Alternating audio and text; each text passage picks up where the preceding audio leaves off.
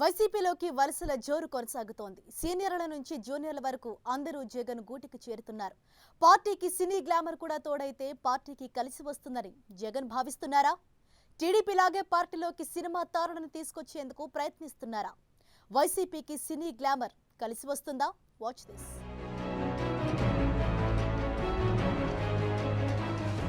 వారం 10 రోజుల్లో ఎన్నికల నోటిఫికేషన్ విడుదల కానుంది. ఎన్నికల వేళ జంపింగ్లు ఊపందుకున్నాయి. అధికార పార్టీ నుంచి వైసీపీలోకి వలసలు ఊపందుకున్నాయి. మేడా మల్లికార్జున్ రెడ్డి, ఆమంచి కృష్ణమోహన్, అవంతి శ్రీనివాసరావు, పండుల రవీంద్రబాబు టీడీపీని వీడి వైసీపీలో చేరిపోయారు. మరికొంతమంది నేతలు జగన్తో కలిసి నడిచేందుకు రెడీ అవుతున్నారు.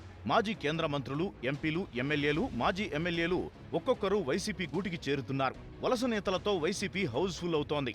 తెలుగుదేశం పార్టీకి సినీ గ్లామర్ ఫుల్ గా ఉంది. బాలకృష్ణ, రాఘవేంద్రరావు, నారా రోహిత్, తారకరత్న, ఆదిశేషగిరిరావు, దివ్యవాణి, వేణుమాధవ్ ఇలా చెప్పుకుంటూ పోతే ఎంతో మంది సినీ తారలు టీడీపీలో ఉన్నారు.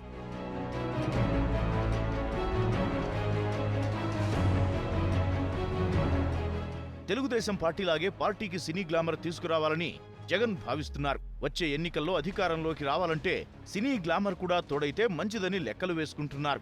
వైసీపీకి నగరి ఎమ్మెల్యే రోజా, రచయిత, నటుడు పోసాని కృష్ణమురళి తప్ప సినీ గ్లామర్ లేదు. పార్టీకి సినీ గ్లామర్ అద్ది ప్రచారంలోకి తారాలను దించాలని జగన్ వ్యూహాలు రచిస్తున్నారు. కుదిరితే కొందరిని ఎన్నికల్లో పోటీ చేయించేందుకు కసరత్తు చేస్తున్నట్లు తెలుస్తోంది.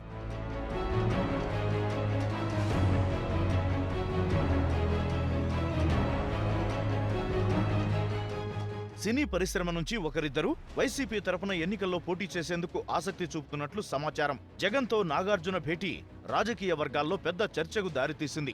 అయితే పాదయాత్ర పూర్తి చేసిన జగన్ కు శుభాకాంక్షలు చెప్పేందుకు వచ్చానని నాగార్జున క్లారిటీ ఇచ్చారు. మరోవైపు జూనియర్ ఎన్టీఆర్ మామ నార్నే శ్రీనివాసరావు కూడా లోటస్ పాండ్ లో జగన్ ను కలిశారు. గుంటూరు నుంచి పోటీ చేసేందుకు ఆయన ఆసక్తి చూపుతున్నారు. నార్నే శ్రీనివాసరావుకు జగన్ ఎలాంటి హామీ ఇవ్వలేదని సమాచారం.